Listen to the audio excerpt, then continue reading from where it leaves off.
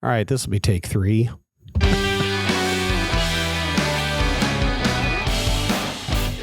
Greetings. Welcome to ITR Live. I'm your host, Chris Hagenel. We are back here in studio today. It's just John and I today. So we're all alone here, but we're going to try and give you some good content. At least that's the goal. John, are you rested and recharged and ready to tackle the remainder of your winter? I am, yes. You took your midwinter break and actually returned to Minnesota. I did. Does that make you feel like you can survive an Iowa winter a little better? Yeah. These 40s are a heat wave. Yeah, I know it's it's going to be a challenge, but we're going to get through it. All right. First things first, John. I need to. On the last podcast, we talked a lot about the Kevin McCarthy speakership fight, and I ended up. I was right. And I said that, at some point that he would figure out a way to pull this off, which is what happened. So I needed to make sure that I spiked the football there a little bit. At the end of the day, the establishment is the establishment for a reason. And that has shown through once again. But there were concessions made to the conservative wing of the caucus. And we had this conversation in a previous pre-production meeting, but what did conservatives win, and is it of any value? Well, I think a lot of that is yet to be seen, but what conservatives did win was, and excuse me, what a lot of people don't realize is that the back and forth that was going on was centered on conservatives trying to have better representation on committees, especially the Rules Committee, which is, I think, the powerful committee in the House. And then also just general rules of how the House operates. And then there was concessions on spending. Conservatives wanted at least using the House majority to start keeping a rein on spending and cutting spending. So we should expect that Washington, D.C. is going to start cutting federal spending? No. Oh, okay, good. No, I saw. Because I remain skeptical is not even the right word for it. I even saw today on, I think it was a Fox News headline where the House is considering legislation, or they are going to vote on legislation to abolish the income tax, which will abolish the IRS and then replace it with a fair tax or a national sales tax, but we know that's not going to go anywhere. Wow. Yes. But I think overall what McCarthy had to give, and a lot of the details weren't ever revealed, but right. At least making some concessions to conservatives on committee assignments. Yeah. And some policy areas. The bit about eliminating the income tax and abolishing the IRS, that strikes me as one of those things, and I saw it in my experience here in Iowa. It's easy to take those votes when you know those things are dead on arrival when it gets to the other chamber. And so you can throw out that red meat, and folks know that it's not really going anywhere. I saw the other one as McCarthy was celebrating that the first bill that they would run would be to defund all of the new IRS positions that were, well, I doubt the Biden administration is going to give on that. And is that the number one issue that conservatives should be excited about out of this Congress? I'm not saying it's unimportant, but as it seems like the world is crumbling, I don't know that that's number one either. And you're absolutely right. These are symbolic votes, right? Throwing red meat out to the base. But my favorite kind of part of red meat is the one that you get when you get wins in a Republican trifecta. That's the fun stuff. Yeah. That's where the if we ever get a situation again where Republicans control the White House and Congress again, that's when hopefully conservatives will start holding people's feet to the fire. And I don't know if I mentioned this. I was at a Heritage Foundation event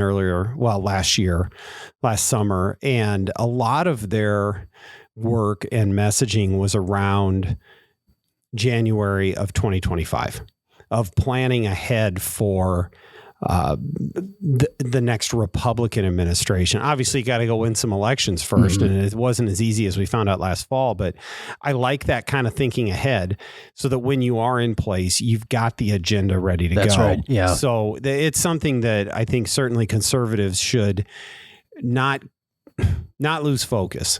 It's great we won one chamber in. There's some folks pushing the conservative cause in that one chamber, but what really matters is getting those conservative victories down the road and setting the stage for that. So that's right. Yeah. Well, good. And you know what? I will remain hopeful that through those negotiations is that the Republican majority in Congress will govern conservatively. So anyway, I will remain hopeful. Speaking of Republican trifectas, yesterday, we're recording this on a Tuesday, was opening day for the new legislature here in Iowa. And there were a lot of speeches, pomp and circumstance, seat selection, introductions, and all that kind of stuff. But the one, I actually went up there, John, and I sat through a few of the speeches. Over on the Senate side, I heard, all three of them between the Senate President and Minority Leader Walz, and then Senate Majority Leader Whitver. And you and I both kind of remarked at a couple of things in Leader Whitver's comments that kind of stuck out at us. You circled one that I really liked, and you kind of beat me to the punch. But tell me about that part that you found most interesting.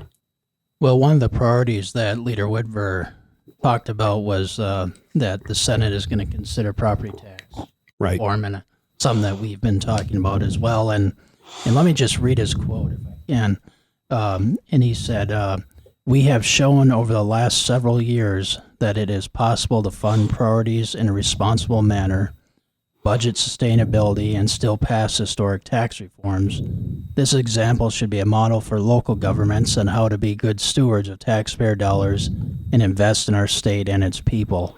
I thought that was a great line that he mentioned, because a lot of local governments are saying we can't do any property tax relief because it's going to cut essential services. And what Leader Whitver is saying is that, look, the state has done this.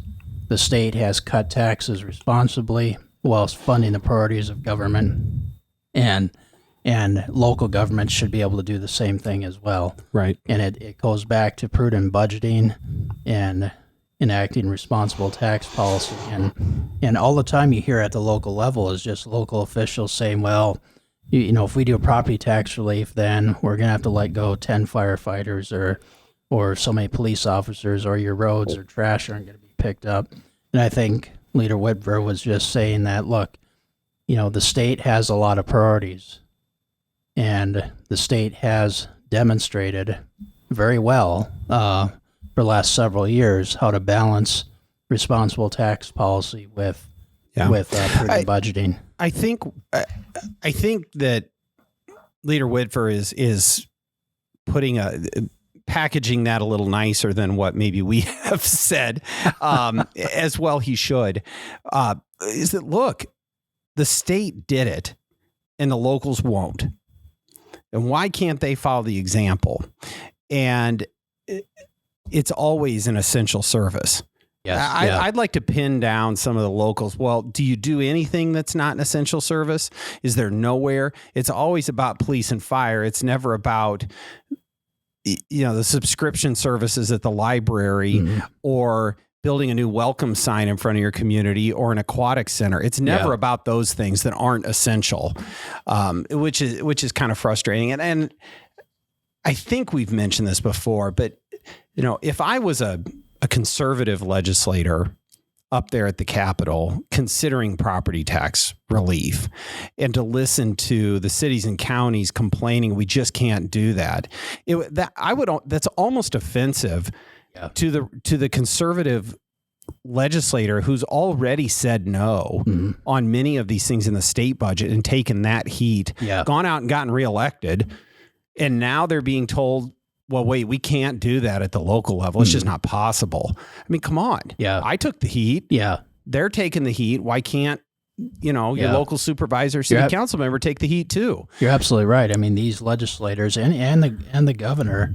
have made hard decisions in terms of the budget, because there is, and you know better than I do, that there's dozens upon dozens of special interests all lining up at the Capitol, everyone wanting a slice of the pie. There's so much only to go around, and you have to make those difficult decisions, just like businesses and families have to do every single day.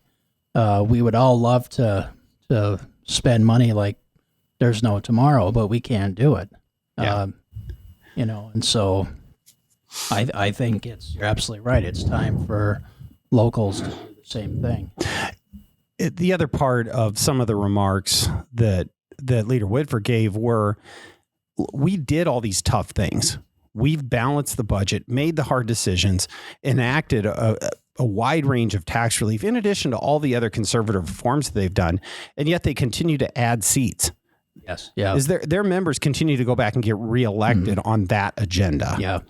So despite the doom and gloom that comes from the opposition on that, and that's not a partisan issue, it's not a partisan criticism of what they're doing, but yet they're constantly told in the legislature that you can't do that. You're going to get thrown out on the streets.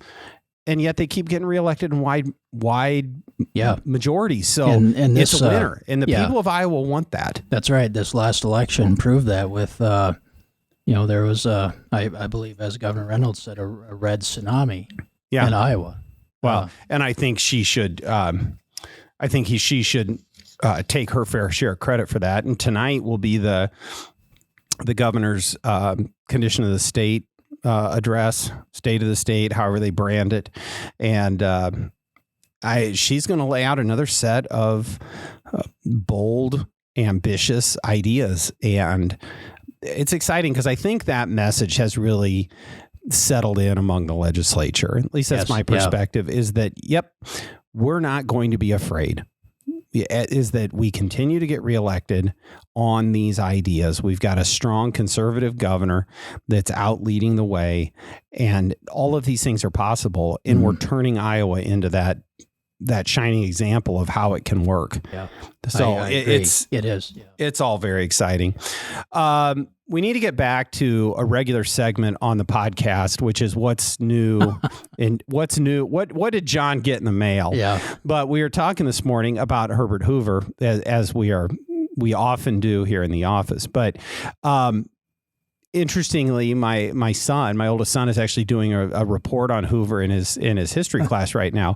But you mentioned this new book, which actually really kind of piqued my curiosity as well. So take it away with what you've got there. And I don't know that you've dug that far into it. I haven't. No, I just got this book yesterday, and it's called Hoover versus Roosevelt: Two Presidents Battling Over Feeding Europe and Going to War, by Hal Elliott Wirt, who's a Hoover historian, and he wrote a previous book called Hoover, the Fishing President, which is one of my favorites because Hoover was an avid fisherman. But this book is about one of the most contentious political fights in our nation's history was the debate over entry into World War II. I mean, pre-Pearl Harbor. Yeah.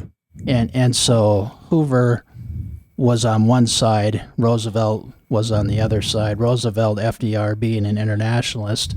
But leading up to U.S. involvement in World War II, Hoover, of course, as some people know, was a humanitarian. Right. During World War I, he had organized relief for Belgium. After World War I, he organized relief when the Soviets were in terrible famine. And so leading up into Hoover wanted to organize relief for Poland and other countries that were sort of stuck in between. And Roosevelt kind of fought him on this because Roosevelt thought that more resources should be going to the Allies, specifically England, that was battling, the advances of Hitler. And so during this time, there was a debate of how much involvement should we get in to World War II. You had, for example, certain Americans such as Charles Lindbergh, who had been the prime spokesman for the America First Committee, even gave us a famous speech here in Des Moines about the dangers of U.S. getting involved in the European affairs, and Hoover himself had been very critical of Roosevelt's efforts.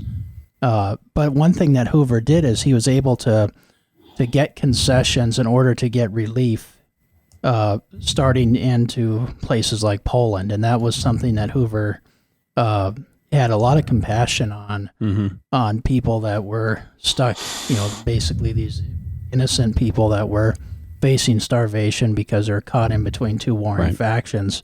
So this book goes into that history of it. It's, I think it's going to be a very good read. I enjoyed the picture you showed me. I don't know if you could turn right to it again, but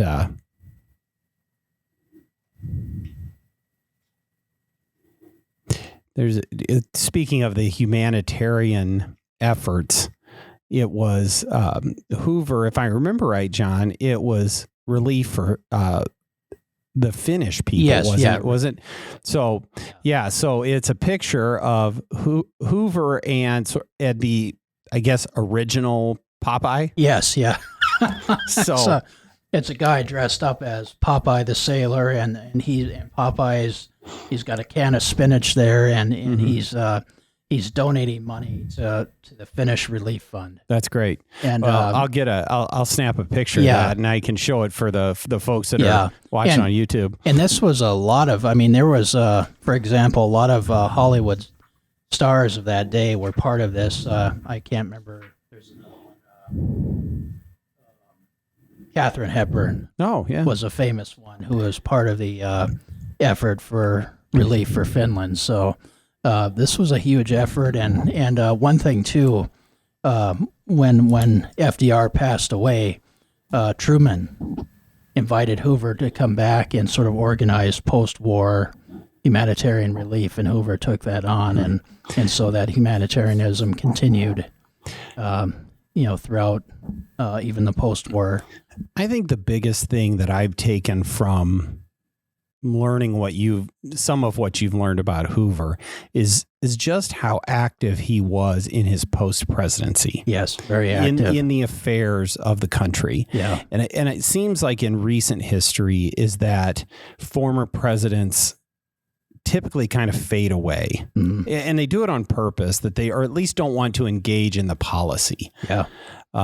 Certainly, George W. Bush almost never has anything to say about things. Yeah. You'll see President Obama will still campaign and whatnot, and that's fine.